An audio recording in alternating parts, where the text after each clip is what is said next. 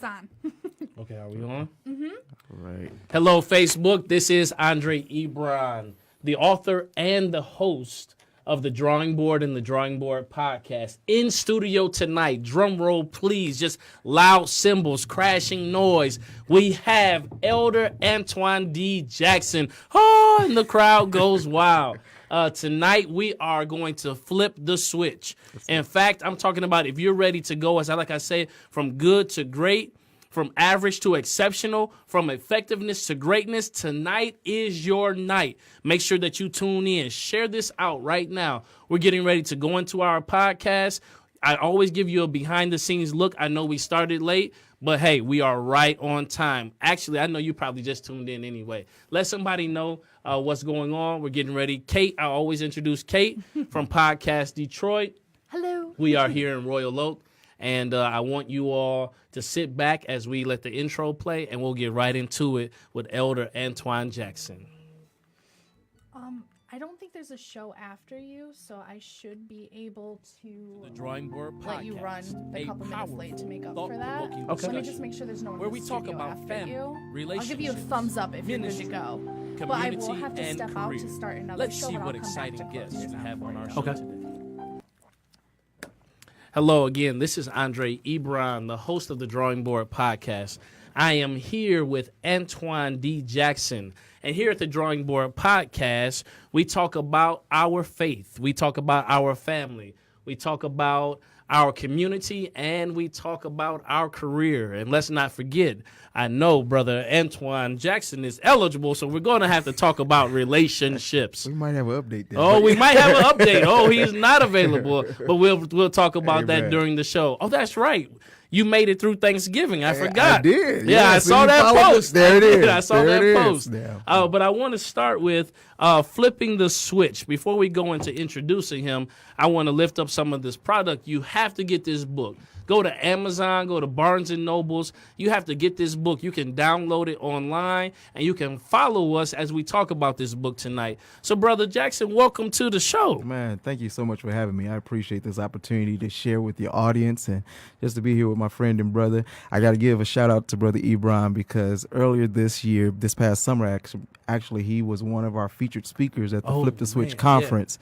And he was noted. He was noteworthy. The participants talked about how much they really enjoyed your sessions and how much they enjoyed your input. So I really appreciate you, brother, for coming through for us. Oh man, listen, I was glad to be in the house. You had some power. The roster was power packed.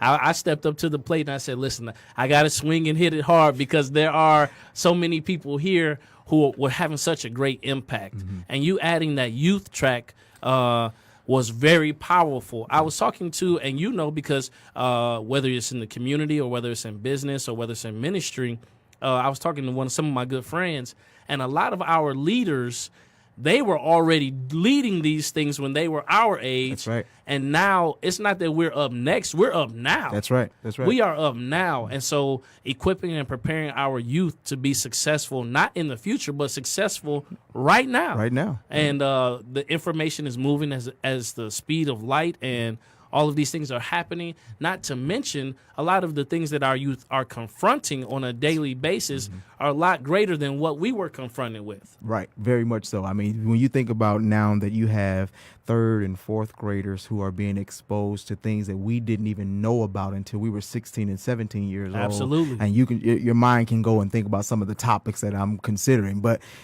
we have to make sure that we're starting earlier with our young people, that we're beginning early to invest the knowledge and the wisdom into their lives so that when they get to be 10, 12, 13, and they're faced with these situations that we didn't see until we were 20, Absolutely. that they know at least how to respond, how they're supposed to respond to those situations. So I'm a firm believer in, when that baby comes out of the womb, you start to educate that child then. From day one. From day one. I was talking to my daughter, Brother Jackson, and I was telling her when I was in law school, my wife was pregnant. And so I believe we had to read to her. We had all the, of course you get all the books, and we're playing Beethoven, and we're playing all these, classical music and gospel music and all that. But I had to read to her. And since I had all of those cases to read and to brief and all of that, I was reading my law books to That's her. right. And she was learning in utero. So That's right. we were teaching, and like the teaching and training, it never stops. Never. And from day one, I know especially, and we'll get into this, but like how you're always in a position of teaching and learning in relationships. Right. I was talking to my students today, and I was saying one thing you have to understand about every relationship is you have to know where the boundaries are. That's right. And when you don't know where the boundaries are, there always will be misunderstanding. Absolutely. There will always be confusion, and somebody in some way is going to get hurt because you've expanded your reach beyond the boundaries. That's right. That's right. And what we take for granted too often in relationships is we say, I'm going to just think about what the boundaries are. I'm going to assume within myself what those boundaries are. And so you never take a moment to really communicate with that other person. You know, communication is a two-way street. We have a conversation when you talk and then I talk. Right. And you talk and I talk. But then there's also the listening component that is happening inside of there. And what we do is we go into relationships especially, and we start to make assumptions. We quote unquote use the context clues of situations. That's right. And we never ask a definitive question. Brother Ebron, is it okay if I shake your hand, or is it not okay? We have to learn how to get to a place with relationships where communication truly becomes communication, where I'm okay with asking a question and not making an assumption, because then I'll know where those boundaries are. There's no assumption in it. And I was sharing this with one of the young people at our church the other day. Shout out to Greater Mitchell Temple Church of God in Christ. Oh yeah, shout out. Bishop John H. Sheard is my Yes, pastor. absolutely. Was sharing with him. Wait a minute, that you didn't give him the address. I'm sorry. Greater Mitchell Temple Church of God in Christ, Yes. located at 13737 Curtis. Also Bishop John H. Sheard Avenue in the city of Detroit. 48235. Come visit us Sunday morning at 11:30 a.m. for morning worship. We also have Sunday evening worship beginning at 6:30 p.m. Tonight is our Bible study night, so you can get there tonight and join us for Bible study as well. Amen, Amen. and amen again. Amen. I was sharing with the young man how important it is to have this communication with people who we call friends, who we're in relationship with, because sometimes people will do things and we'll get hurt in the process, but we never told them that that was a boundary we never wanted them to cross. Absolutely. We never clearly stated, this is the boundary. This is the area that I don't need you to touch, or I don't need you to go in, or I need you to come in. And so what happens is people do things based off the information that they have or don't have. And so in relationship, it's so important. And I think it's imperative that we begin to teach our young people this too, that we communicate, that we learn how to actually have a conversation where there is listening and there's speaking that's happening, so that we can keep moving forward in a good and positive way in our relationships. I fully agree. So we've jumped right in talking about relationships. So the interesting thing about that is a lot of time our framework or our reference for a healthy relationship, we haven't even been taught how to properly not just talk, because a lot of people are talking, Right. but very few people are communicating. Right. There are people out there, and if you tuned in, all of us have been guilty of this. You've gone on your talking because you feel like you need to be heard, and then you haven't even figured out what message you effectively want to share. And so the person is sitting there trying to follow you like, okay, I'm listening to you. Okay, what exactly are you saying? And so you must be clear about what kind of message you want to convey.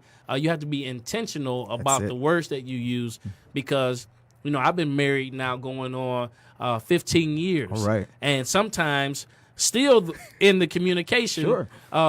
when I say love and my wife says love, we both mean love, but the context in what we mean and how we want to receive love is very different. Right.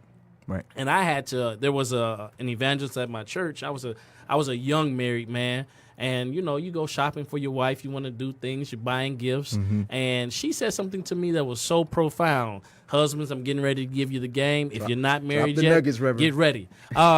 You want to buy her a gift that she wants, not just a gift that you want her to have. That's right. That's right. And you want to love her in the way she needs to be loved, not in the way that you just desire to love her.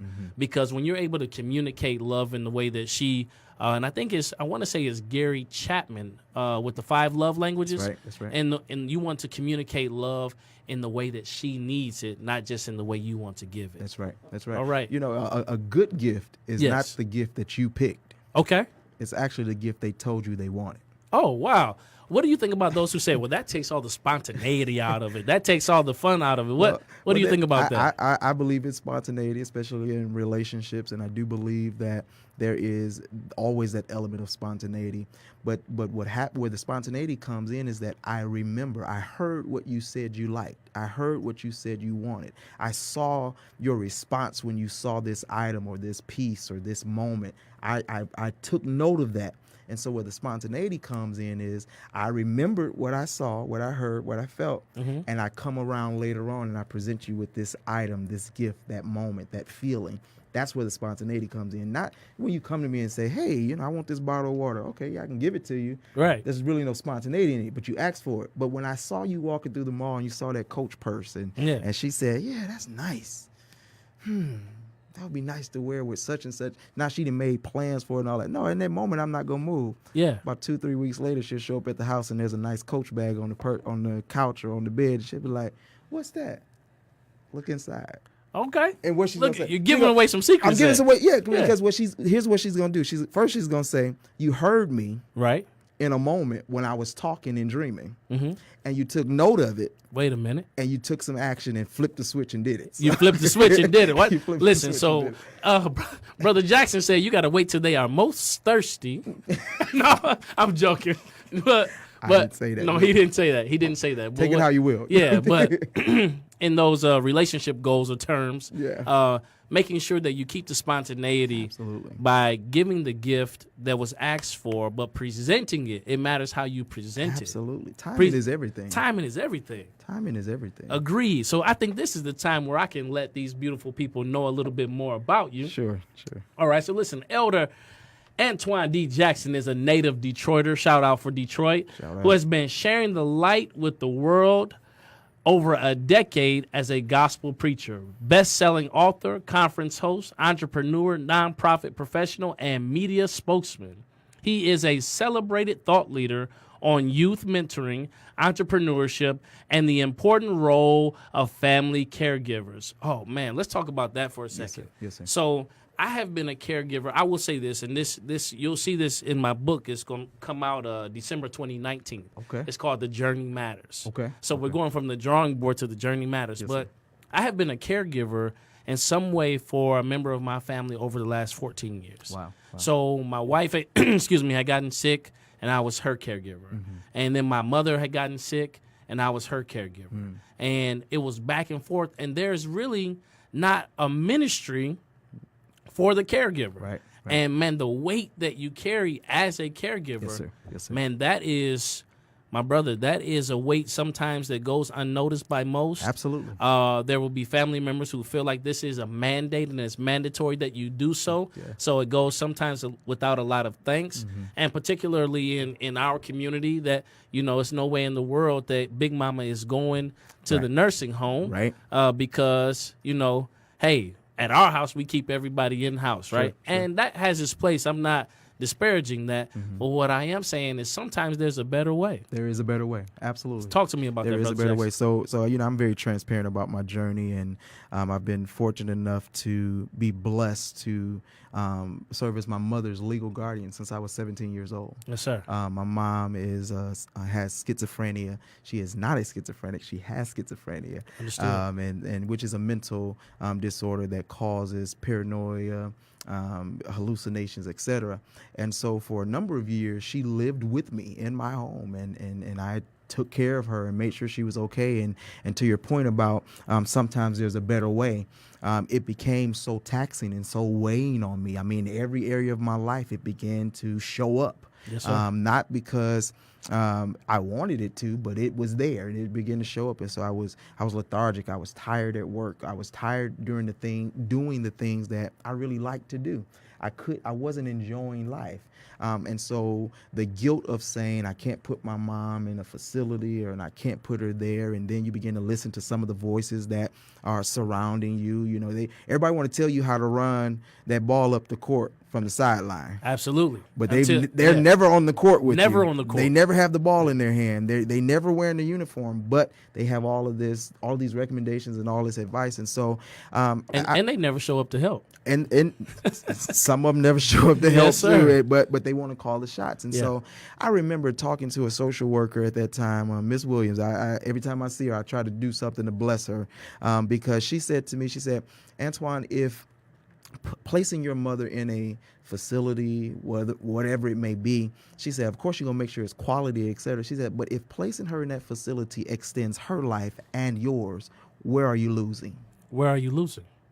And I had to sit with that for a minute and really begin to unpack that, because what I found, Brother Ebron, is that it really was pride that had me thinking I had to be the be-all, end-all with this situation. I feel God tonight. Yes, sir. But I what I had to learn very quickly was when I'm going to truly make a change in my life and in anybody else's life, it means that I have to be willing to give up control. Okay. I have to be willing to take my hands off of it. And so with this caregiving thing, what I learned very quickly was my mother would do so much better in a different type of setting, because there's only so much I can do. I'm going to work every day. I'm spending at least 8 to 9 hours away from her. She's in the house, and I'm very transparent. So I'll share with you. On one occasion, she actually walked away from the house, and she was gone for about 2.5 days. Didn't know where she was at.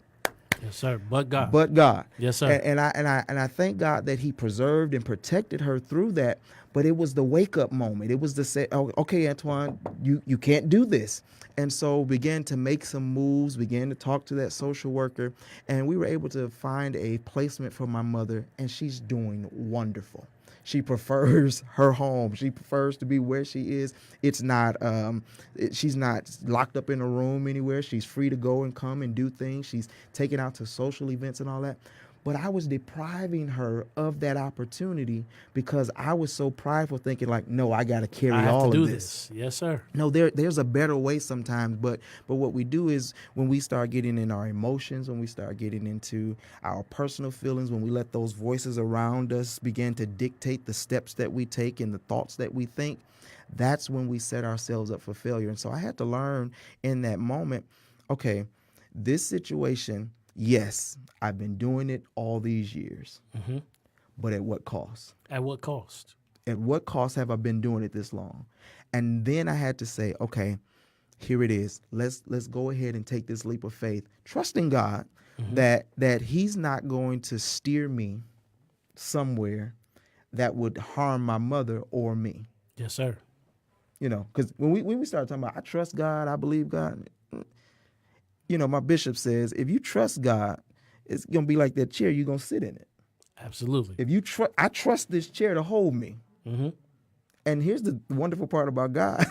He ain't never let me go. He never failed you. He never failed. Never. So his record is intact. So therefore Yes, I had sir. to learn how to trust God. And so it was like all this internal back and forth that I was really going through. And I actually wrote about it. That was my very first book. It was called When You've Had Enough. When you've had enough, capital E. When Yes- you've had enough. yes, sir. Because it really boils down to I had to reach the place where I had gotten to the end of me, where I determined that I really had enough of this back and forth, this struggle. And that's when I began to see the shift happen. And so, as I said, I was able to move my mother into a facility. And here it is. I was not just the caretaker to my mother, but I'm Okay. also a caretaker to my brother. I have an older brother who suffered a closed head injury after falling from a third-story window at the age of 5. And he's 11 years older than I am. Okay. And so I've been legal guardian of both he and my mother since I was 17. Since you were 17. Since I was 17. And so here I am. I'm trying to carry the weight of two people. Yes, sir. And let's be very real as caretakers. What we do is we extend so much of ourselves to make sure that this person has a long life that we Yes. wind up shortening our own. That we do. Statistics show that the caretaker winds up dying years before the person they're caring for does. Yes, sir. Why? Because we never take a moment to say, is there a better way to do this? Is there a better way? Is there a better way? And so I thank God that He was able to place people in my path like Mrs. Williams, who was able to say, hey, there's a better way to do this. And I'm going to be honest, I didn't hear it the first time, Right. but it began to resonate. It began to really, as I sat with it and began to unpack it, it was like, okay, there is a better way to do this. And so now you're talking about 8 years now where my mother and brother have been on a very steady journey of just, wholeness. And how I know this, my mother would typically have to be hospitalized at least twice a year. Okay. She has been to the hospital in probably close to 6 or 7 years. Praise the Lord. But it was me having to make that change, make that shift. And so she's in a good place. My brother's in a good placement. And my brother was with me for Thanksgiving. My mother makes up her mind when she wants to come. But it's still, I'm still legal guardian, still all those things. But I've been able to find a better way to do it. And so when I try to advocate and talk to those who are caregivers, I say to them, don't kill yourself trying to save them. Trying to save somebody else. You're not Jesus. Yes, sir. Absolutely. You ain't got to do that. Let me tell you, man, I was for years, because my mother is overcoming MS.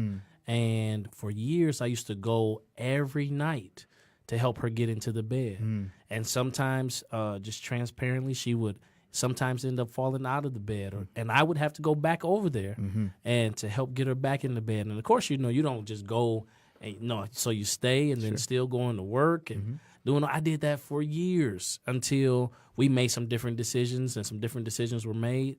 And I think I slept I slept so hard for about a week, 2 weeks. Yes, and I didn't realize how much was on me until I no longer had to do it. And I said, wow, I was really, I was stressing myself out. And then you don't really sleep well. Absolutely. Because, with that on your mind, and you're just from task to task, from thing to thing, you're moving, and I could be at work and get a phone call and have to make that move, or I have to do different things. And the reality is that wasn't God's best for me, and it wasn't God's best for my mother. Of course, all family members and everybody else has, that thing. But at the end of the day, you got to look at what is best for both people. So I feel that anointing flowing at this moment. I want you to speak out to some caregivers right now who may be at that juncture or that crossroad, and it's time to flip that switch, or it's time to make some decisions, or somebody might be going into being a caregiver and they need to be equipped and girded up with what they need to go. Just speak to them, Brother Jackson. Absolutely. I personally, I encourage you, if you're headed into this caregiving role, first and foremost, I want you to be patient with yourself. As much patience as you're showing with the person you're caring for, be patient with yourself, knowing that you are yet still a human, that you are yet still a person who has mental, emotional, spiritual needs yourself. And so don't get all hard and beat up on yourself because you quote unquote didn't make the right decisions or didn't do it right. And then really begin to seek out a support system. Yes. One of the things that the social worker, she was always around. She was always there. Literally, I could call her in the middle of the night or anything if something was going on. And so it's important that you utilize those resources that are around you. Understand that there are people who have been trained, educated, prepared to help you through that process of being a caregiver. Utilize those resources. Do not find yourself imprisoned in a room with open doors. That sounds great. Say that again. Do not find yourself imprisoned in a room with open doors. Okay. You're standing in the middle of a room, and every door, every window, there are just many exits for you to get out of it. But yet, because in your mind you say it won't work or I can't do this, you wind up feeling imprisoned, although you have access to freedom. And so that's what I had to learn how to do in that situation. So as a caregiver, if you're walking into that, make sure that you are utilizing those resources. There are many opportunities for respite care. Some of you who have been caregivers for a number of years, you don't give yourself a break. If you were like me, you didn't go on vacations. If you did go anywhere, it was only for a few hours, and then you had to make sure you were back. As Brother Ebron talked about, there was one point where my mom and brother actually lived together in an apartment. And I thought they were well and thought they were good, but I never slept well. Yes, and it wasn't until I got them out of that situation that I actually had a good night's sleep. I saw the difference in it. Sir. And so it's important that you give yourself a break. So look for those respite opportunities where you can engage and take them to. And then I'd say to you, remember you. I know we teach that selfishness is wrong and you shouldn't be focused on you. Well, the scripture says, all right, that we are to love the Lord our God and love our neighbor, watch this, as ourselves. Yes, sir. So I cannot properly love anybody if I don't love me. Absolutely. I cannot properly care for anybody until I've properly cared for myself. So this is not an invitation for you to throw yourself away, Okay. because you will only be as good for your loved one as you are for yourself. That was good. So I know all of those nuggets that are out there that you just heard Elder Jackson drop right there. That needs to be replayed and replayed and replayed. And what I think I extracted from that is, don't stay locked in a room with open doors. Okay. That was powerful. So let's talk about this though, because when you said that, it also for me unlocked the idea of mentorship. Because a lot of times especially when we're working with youth, there are myriad of open doors. There are vast open doors. I can hear the scripture say, I said before you an open door. Many, or God has opened a door that no man can shut. He shut a door that no man can open. But there are so many opportunities that exist for youth right now. And a lot of times the children are confined to the parents' exposure, and some people may be afraid for their child to outrun them. Right. Or they come home with homework. I've been guilty of this. Come home with homework. I have no idea what this is. But guess who does know? Google knows. Absolutely. Absolutely. But we have to. I want your thoughts on this. Like, I see in my mind. I see in pictures. We all think in pictures. Sure. But when you said that, I saw like this book cover. I would love for you to write a blog about this. So here's my challenge to you.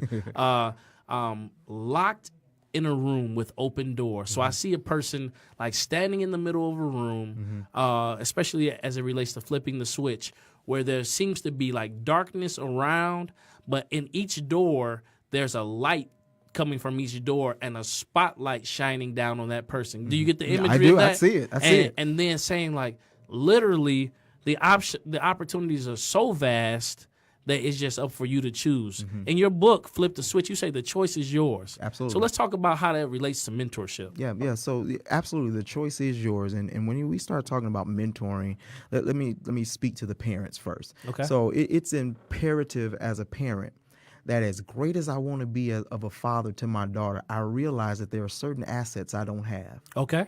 And so I have to be humble enough. I was about to say, that's a humbling place. I have to be humble enough to put her in places where she can get what she needs. That's good. And it's an acknowledgement that particularly at that time, that in my own toolbox, I may not have capacity.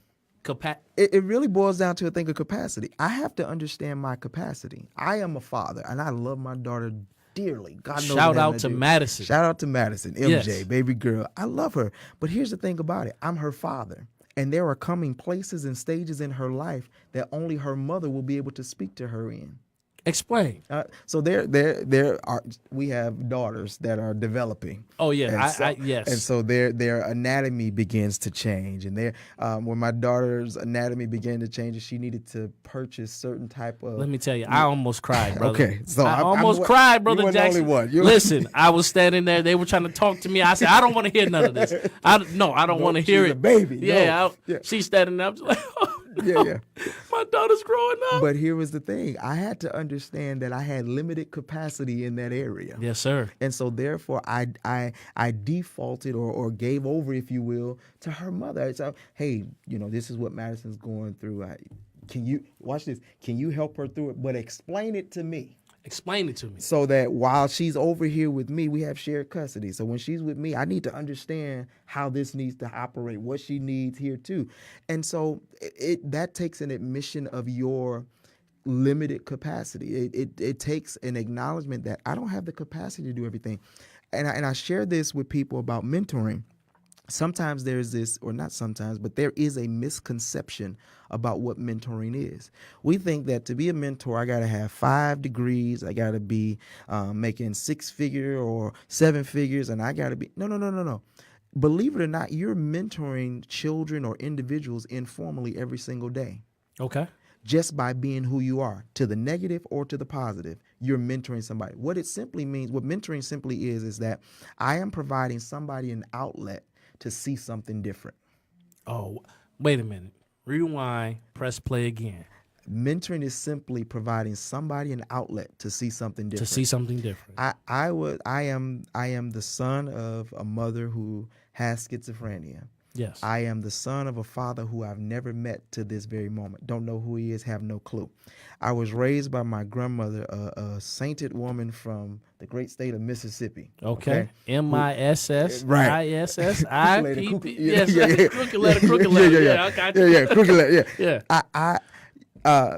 I lived in a situation where, for all intents and purposes, I had no examples of anything I am today. God, I thank you. Yes. There was nobody around me that I could look at and say, I'm a parallel after them. But here's what my grandmother said. She said, I want you to get on the Michigan bus, because we lived at 3030 Michigan Avenue. She said, I want you to get on the Michigan bus and ride it down to Cadillac Square. She said, I want you to sit there and watch the people. She said, and see who you might want to be. Now, wait a minute. Now, that took wisdom. Now, that is great wisdom. Because she understood her limited capacity in that did. area. And then she got me in church. And she said, you watch Brother Shutterwood. That was the deacon, or he's a deacon now, but he was the brother who drove the church van. Yes, sir. I saw about that. You Those, saw about those that? stops right Yeah. there. Yeah. She said, you watch him. You watch Bishop Allen. You watch these people so that you can pull from them an opportunity to see something that you otherwise wouldn't see. And so when we think about mentoring, those of us who have steered clear of mentoring, those who say, I can't do mentoring, really think about it. What part of your life could you show a child that they otherwise would not have seen? I listened to a brother tell a story a few weeks ago. He said he took a young man who's lived in this city of Detroit all of his life. He's a teenager. And he took him into an office building, and they rolled the elevator to the second floor. And the young man was just amazed. He had never been on an elevator, had Wow. never been to the second floor of an office building or in an office building. He needed an opportunity to see something different. Exposure. That's what yes, sir. Provides an education that me talking to you never will. Exposure provides an education that me talking to you never will. Never will. Somebody put that in the comments.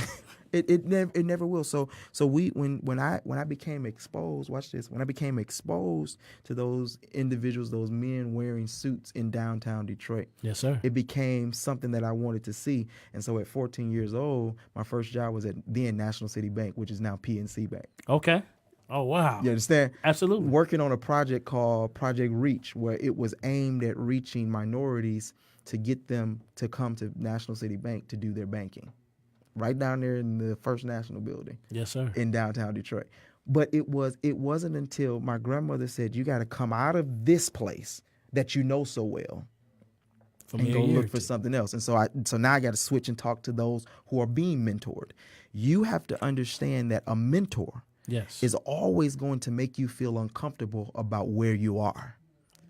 Now listen, say that again. A mentor is always going to make you feel uncomfortable Uncomfortable. about where you are, So that not sounds, where you're going. So that sounds like getting comfortable with being uncomfortable. Absolutely. You have to, because in this life changes, things change. I had a full head of hair, but now it's thinning. Man, listen, my hairline used to be, I got to take selfies like this now. I got to tilt forward so do you you can hear see me? that I actually have Do one. you hear me? I had the waves. I mean, you get seasick looking at my hair. Oh, man. But now you can barely find a few. Why? Because things change. Yes, sir. And so I had to learn that things will change over time. And so I had to look for the things that were consistent. My faith had to become consistent. Absolutely. My belief in God had to become consistent. Those are what I call my non-negotiables. Okay. This just has to be in place. Everything else can go crazy.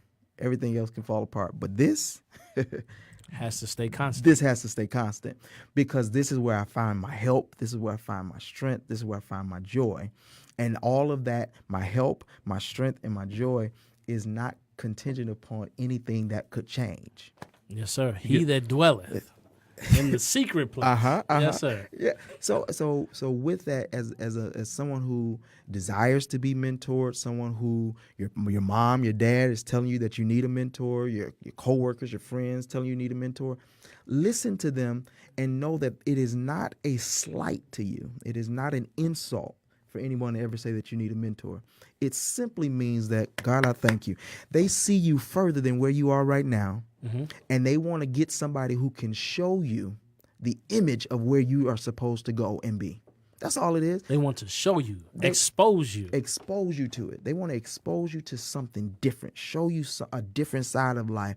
I'm born and raised at 3030 Michigan Avenue. Yes, sir. You could have never told me, God, I thank you, that I'd be sitting in the homes of multimillionaires talking to them about why they should support a particular situation, why they should support a particular organization, why they should support the mission of mentoring or providing sport opportunities to children across Southeast Michigan. You could have never told me that. You could have never told me that God would take this little high yellow light-skinned boy sir. Yes. who's never met anybody in his immediate family to graduate college, and he said, "You gonna graduate college?" Yes, sir. You would never have told me, man, that he would do the things he's done. But watch this. He exposed me to it. He exposed you to He it. put me around people who, watch this, the exposure created in me an appetite for it. Go ahead. I desired it. And so That's good. Exposure creates an appetite. Exposure creates an appetite. Think about the things that you are exposed to. You develop an appetite for it. Yes, you do. I was sitting there thinking when you were saying, just correlating you interacting with multimillionaires now, which you happen to be one of those. Let's go ahead and speak these words of faith. God, I receive it in Jesus' name. But I was thinking about the 14-year-old you that was at First National Bank, right? Mm-hmm. Where money National City Bank. National City Bank, excuse me. National City Bank, where money was being exchanged, where business was being discussed, where decisions for these types of initiatives where transactions were happening. Because faith is a transaction. It's a transaction. Faith is a transaction. Yes, sir. Where you depend on God and you surrender to him what belongs to him, which is our lives. That's it. And then he gives what he already had planned for us and deposits it down. But then he also, and I know those of you listening might think it's getting a little churchy. Come on to church, all right? Sure. For what he does is he gives us the keys to unlock all of those things. I've given you the keys to the kingdom to unlock this revelation that I am the Christ, that I am your Father. And watch this. Whatever you bind is bound. Whatever you loose is loose. Well, let me give you this analogy very, very Yes, quickly. sir. Working in the bank, I remember watching this. Every morning when we got to the branch manager would look for the CSR manager. Yes, sir. Because watch this, the branch manager had the code to the safe, but the CSR manager had the key to the safe. And so she could put the code however many times she wanted. Until the key went in, it never opened. And reverse. She could put the key in as many times as she wanted, but until the code was there. So watch this. Yeah. So the scripture that you just said, he said, he that cometh to God must believe that he is. That he is. Yes, sir. Comma. And that he is a rewarder of them that diligently seek him. Yes, sir. So the thing is, he said, I'm not just giving you the key, but I'm giving you the code so that you can get in there, so that you can access everything that I have for you. And I agree with you. It was that exposure, watching Guardian Armor come in with a boatload. I mean, literally talking about, we're coming in with a $100,000 drop today. I had never seen $100,000 in cash before. Yes, sir. But that exposure allowed me to see it. So watch this. When I got to the place where $100,000 was the normal, right, I wasn't like, ooh, $100,000. Ooh. Yeah. My thoughts didn't get away from me in that moment because he had exposed me to it earlier on to show me how to deal with it, how to handle it, but more importantly, how to be representative in that place, in that moment, in yes, that sir. space. Do you know, I used to work at Progress Bank and when I lived out in Philly. So I lived out in Philly for a while, and I worked at Progress Bank. And at 17 years old, prior to going to college, I was the head teller. Wow. And so, of course, you have people who are a lot of years my senior, but I come in as the head teller. And so all major transactions, I worked in a business loop, a business district. So there were major transactions happening. A lot of money being exchanged, deposited, withdrawn. There were, we had business, we had corps, we had all of those things happening. And I was 17 years old, and this was just happening around me. And it was the norm. When businesses came to make their drop and they came to make their withdrawals, and we already had what they needed for the week set up. And to think like at 17, this is what I was exposed to. To think for you at 14, this is what you were exposed to, and how every experience in our life, that exposure gives us an education that somebody telling us could not give. Come on, to get an experience, you got to have exposure first. That sounds good. And when you get that exposure, you are here's the thing. So whenever you're presented with truth, there also comes a responsibility. Yeah, a response. A response. Yes, sir. You have to decide, am I going to take what has been given to me, the drawing board? Yes. You've given me this outline of how to move my life forward. Am I going to take your book and just put it up on the shelf and leave it there? All right. Or am I going to take that book and begin to really go through it and highlight and then apply the principles that you've laid out? Every time you're presented with any type of truth, it requires a response. It immediately makes you responsible. You're not going to be, this is what I love about God. When we get to heaven, he's not going to hold me responsible for what you did. All right. What you heard. Yes, sir. No. He's going to hold me responsible for what I heard. Absolutely. What I did. And so when we are exposed to something, if we choose the good response, I'm going to say that, if we choose the good response to say, I'm going to pull these nuggets, I'm going to apply this to my life, we then step into experience. Okay. And experience begins to teach us, and it begins to instruct us. It begins to give us reference points so that later on in life, when I go through something similar or I'm exposed to something that is contrary, my experience now speaks. That sounds good. And says, oh, no. I can do this like this. So let's break it down in a process-oriented way. Exposure to truth demands a response. And the way that you respond then shapes your experience. It shapes your experience. And it's not that your experiences is shaping your response, but it is your response to truth being presented that shapes your experience. Yes, sir. Yes, sir. I mean, that was powerful. Yes, sir. Yes. So listen, as we talk about mentorship, you are the vice president of 100 Black Men. I am, sir. Yes, Talk sir. to me about 100 Black Men. Yes, sir. 100 Black Men is an organization of notable individuals from across. It is a national organization, actually international, but our chapter here in metropolitan Detroit, we have a wonderful cross-section of men who have committed themselves to supporting young men of color and their families. They are successful in their own right throughout their communities, serving as business owners, politicians, pastors. I mean, you name it, we touch it in terms of our membership. And so I was fortunate enough to be elected as the vice president of the chapter. It has been a wonderful experience to just simply work with other Black men, and I would say there's many of who I am the youngest of. Yes, sir. But to be in their presence and to hear their wisdom and to hear about their experiences and then to have them expose me to things so that I can then get an experience has been phenomenal. And so we continue to push the message of mentoring.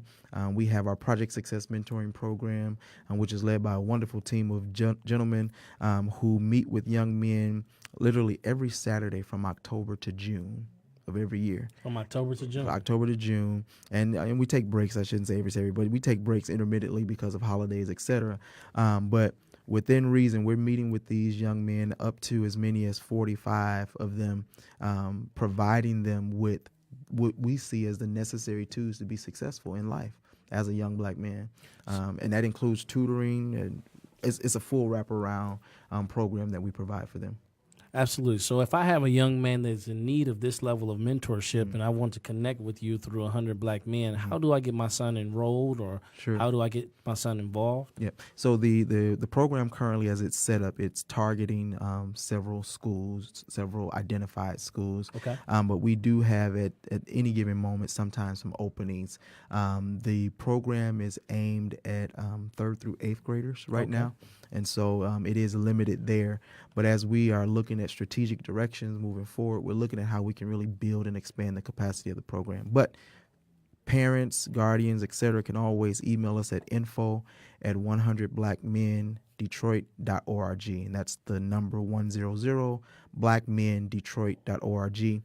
Info at, and they can always email us there with their requests. If we can't help them, we have partnerships within the community where we can refer them to other programs to provide them with some assistance.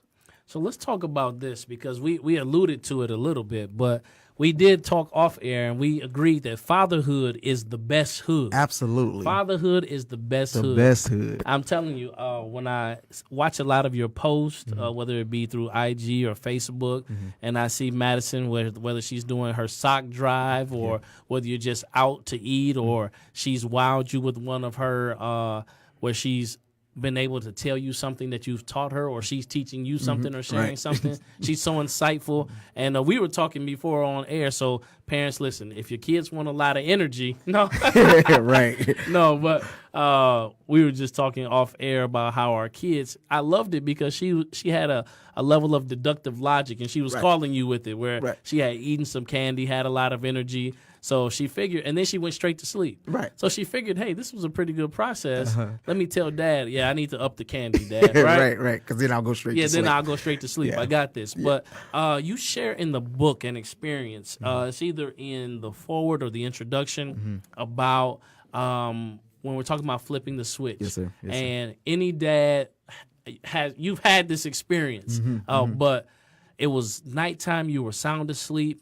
And all of a sudden, you heard your daughter's voice yell that name that if you're any kind of father, when you hear this name, You're gonna move. you jump up alert, ready to tear the world apart twice. That's right. You look at the door as if it's an enemy, right? Absolutely. Absolutely. But she yelled, "Daddy, Daddy," and because the nightlight had gone out. Right. And so you hurry to her, and I'm telling all the stories. No, So listen, you you're make sure fine. you get the book. Yeah. But you hurry to, you hasten to her room, and you realize that the bulb had gone out in the nightlight.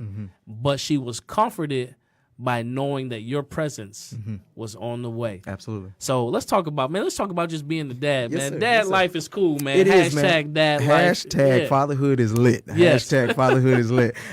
So I, as I shared, my story is that I don't know my dad. I mean, if he walked in this room right now, I can't say, oh yeah, that's him. Like, I don't know him. And so for me, when I became a father, Yes. I said that I wanted to give it my all. And I know some people, and I'm very transparent, so y'all forgive me, but I can tell you, I get some text messages or not text messages, but Facebook, social media messages that say, hey, you're trying to, pimp the fact that your daughter is this and all that. And so people sometimes think that you are, trying to be something more, or you to almost leverage your relationship as a father as something to get ahead. And those are called haters. Right. Yeah. And certainly we know the source of it, but part of it is because our society, especially amongst our Black culture, let's be honest, the consistency, if I can say it that way, is that there is absent fathers. Yes. And so when you see a father who is invested and who is committed and who is consistent, sometimes society does not know how to respond to that man. Absolutely. Because this is not a normal thing.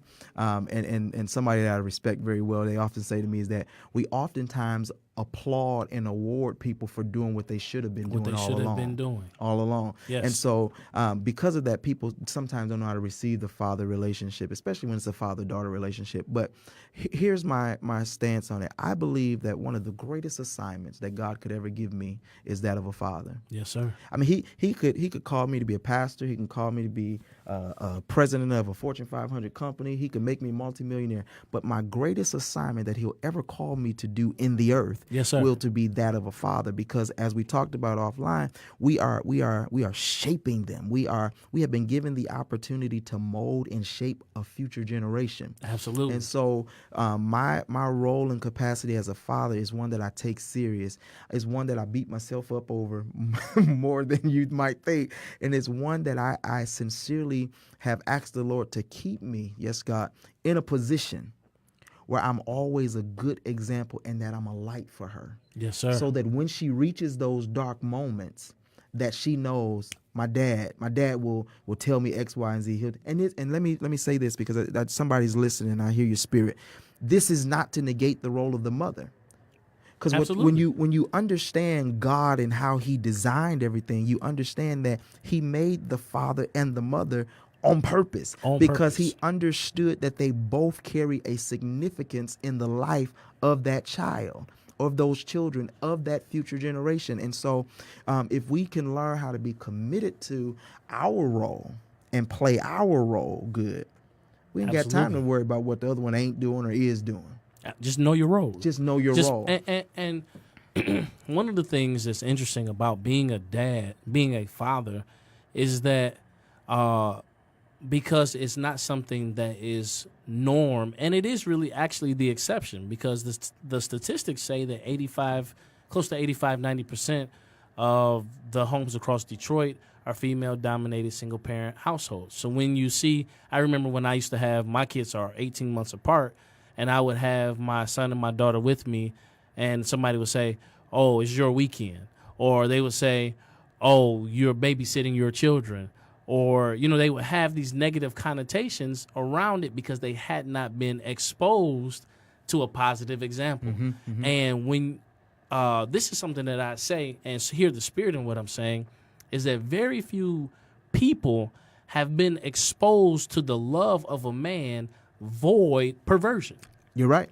And when you see that pure love that God the Father has for us, in turn expressed through a man to his children, people don't know how to take it. Don't know how to receive and it. Instead of them just embracing the truth of that love, the warmth of that love, the power of that love, of that love, they would much rather throw negativity at it, to break it down, because what it does is it shines a light on an area that says, I have, as Ilyana Van Zant would say, I have a hole in my heart the size of my father. And as dads, especially, man, my father wasn't in my life, and I realized that in order for me to properly father, I had to get in tune with our Heavenly Father. Absolutely. And I went to my pastor, who was my mentor, and I was just honest. Yeah. I said, Pastor, I'm getting ready to be a dad. I'm nervous. I'm scared. I said, because my only reference for fatherhood is one of pain. Come on. And she said, son, God will teach you. And man, let me tell you, we bump our heads, we have fun, and in those learning moments, because I don't pretend to be Superman for my kids. That's it. And I teach them the process and the way. My son told me the other day, man, he said we were riding in the car, and I was bumping some of my old school hip hop. I was having one of those moments. So he and I are riding. We had just got our haircuts, and it was a song said, it's all good now. We out the hood now. And he said, Dad, you grew up in the hood? I said, well, yeah, son. And he says, it's hard for me to believe this. And I got a little emotional. He said, it's hard for me to believe that because of who you are now. Yep. Yeah. Wow. Yeah. Yes, sir. That's powerful. And he said, I said, well, son, and he was talking about how rappers don't have like a lot. He was talking about the rappers. He was like, a lot of rappers don't have their dad in their life. I said, son, a lot of people don't have their dad in their life. Right. And he said, I am so happy that I have you in my life. My Lord. And I said, wow. And yeah, and that love, man, is so pure. Absolutely. Man, Absolutely. it will cause God to move in your life in a way for him to demonstrate himself as a father that you've never experienced. And man, it makes us great to be dads. So let me tell you, from one dad to another, sir, salute Absolutely. to Yes, everything sir. that you're doing. Yes, sir, man. Because man, we are shaping a generation. Absolutely. I saw Madison, she her sock donation went up close to 500. Oh, actually, much more than that. Oh, it exceeded. Go ahead. So Tell she, me. she wound up with about 1,200 pairs of socks. Wow. Total, and so I actually have socks in the back of my truck right now. Okay. So that we're going to continue to donate. She brought her mother and I together, and she said, "Hey, for my birthday this year, I'd like to do a service project." And she explained to us how she wanted to do this. Her mother and I said, okay, so what do you need us to do? She was like, well, I need to use this space for the drop-off location and pick up, and I just need you guys to help me do this. And, I mean, she told me how she wanted the flyer design, what picture she wanted, and we connected the dots. And I mean, she met with our pastor at the church and said, "Can I use the church as the drop-off location?" She really led this whole project, and we're both just ecstatically proud of her. I mean, this was her concept, this was her project, and she sincerely made it happen. And so, you know, she and I'll share this with you. She said to me, she said, "Daddy, I'm gonna ask everybody to help me to get 100 pairs." She said, "But I'm sure we'll get about 500." All right. Yeah, so she had faith already starting, you know, at the start and at the onset, and so she did a tremendous job. Her mother and her, they went and dropped off the first donation at Detroit Rescue Mission Ministries. They shouted her out on the Facebook page. Yes, sir. And then from there, she was. We got contacted by WWJ 950 AM here in the Metro Detroit area. They wanted to do an interview with her, and so she was interviewed, and the story ran actually on Thanksgiving Day on the radio. And so from there, I had people reaching out via Facebook saying, "Can I drop off socks? Can I send you socks?" And I mean, she received socks from California, Arizona, Texas. People are literally going on Amazon or whatever other store and purchasing the socks and shipping them straight to the church. So she had a wonderful vision. It has evolved into some other things. So there's more to come in this area. Yes, sir. So look forward to it. Sound like we have a little evangelist on our hands. Absolutely. There, you know? Yeah. Absolutely. So I'm here with Antoine Jackson, the minister, author, entrepreneur, and mentor. If you know anything about him, there's three things that clearly define him: the mission, the ministry, and the motivation. Yes, sir. So let's get into some product things that we definitely want to share out and where people can contact you and can reach out to you. So you have 4 books. 5 books. Okay. Hey, Yeah, listen, God is good. I got to get my info together. No, all you're right? okay. You're So okay. look, 5 books. Yes, sir. Yes, sir. All right. And go ahead and run it down for us. Yeah, so all of the books are available on Amazon.com or BarnesandNoble.com. Certainly you can visit me at AntoineJackson.org. There you can find all of the books. But the very first book that I wrote was entitled When You've Had Enough. And so it talks about, again, just the challenges that I experienced personally of caring for 2 relatives and just that inner struggle that winds up developing. And then we came with the book 100 Watt Life. And this was really the motivation. This was the piece that total transparency, that first book, I didn't do much with it, but this book, the Lord really set a fire under me and had me flipping some switches. And so we had to push it. And so from 100 Watt Life, we pulled out Flip the Switch, because within the book 100 Watt Life, there's a phrase in it that says, "Flip the switch, change the bulb. Whatever you do, make up your mind to shine." In every situation, you won't just be able to flip the switch. Sometimes you're going to have to change some bulbs. Sometimes you have to deal with some wiring issues. But whatever you do, what has to happen is you have to make up your mind to shine. And so that's the message of the Flip the Switch book. We share the life-changing, what I call PowerPoints, to really get your light shining and out there. And then from there, we wrote a book called The Faith of a Winner? The Faith of a Winner. Yes, Yeah, sir. thank you, sir. The Faith of a Winner, I mean, sincerely went through a very trying time in my personal walk in my life, and began to look at God through a different lens and begin to question some things. But the Lord really began to reveal to me from that scripture over there in Hebrews 11 that there's a faith of a winner Yes, sir. that doesn't exist anywhere else. That sounds good. There's a faith of a winner. And so we shared that in a sermon to begin with, and then the Lord impressed on my heart to put it in the book. And so we launched that book, and then we launched the book No More Later. No More Later. No Absolutely. More Later. Yes, sir. And so, Yeah. Yeah. Okay. So No More Later is the most recent book, and it is simply it is a result of a teaching that I was doing with some young people where we were talking about procrastination. And I tell anybody, by the time I graduated high school, I had put the pro in procrastination. Okay. I had it down. You want to learn how to do it, I can teach you, Right. And so what I realized is that procrastination was keeping me from really shining my light. procrastination was holding me back. It was the substratum of a lot of the things that were not getting finished in my life because I was procrastinating. And so I had to really unpack and deal with what that procrastination looked like, what caused it, where did it come from. And so we debunked the myth in the book that you're born a procrastinator. No, you're conditioned to become a procrastinator. You know, you're exposed to it, and so you start experiencing it. Absolutely. Yeah, and so we've been pushing this book, and it's done very well amongst young people, teenagers. So all of the books are available on my website or via Amazon or Barnes and Noble. They I think all of them except one. Don't ask me which one right now, but I think The Faith of a Winner is not available on Kindle, but all of the other ones are. Okay, great. Yeah. Well, I appreciate you sharing that out.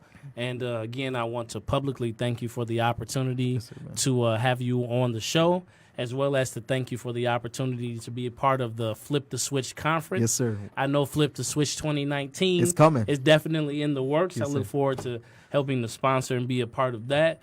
And right now, I have a book available, The 100-Watt Life. If you go ahead and if you put something into the comments right now, I have a signed copy Yes, sir. of The 100-Watt Life from my brother, Elder Antoine D. Jackson, and you will come and receive that. And guess what I'm also going to do? I'm going to sponsor your ticket to Flip the Switch Conference 2019. There it is. Yes, sir. Yeah, so make sure if you comment now, and I want you to say, no more later, flip the switch to my 100-watt life. No more later, flip the switch to my 100-watt life. And with that being said, I always end with this. Your future is not behind you.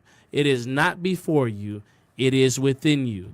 God bless you. Again, make sure you tune in. Share, like, post, all of these things. Any questions you have, make sure we'll be sure to follow up and answer them.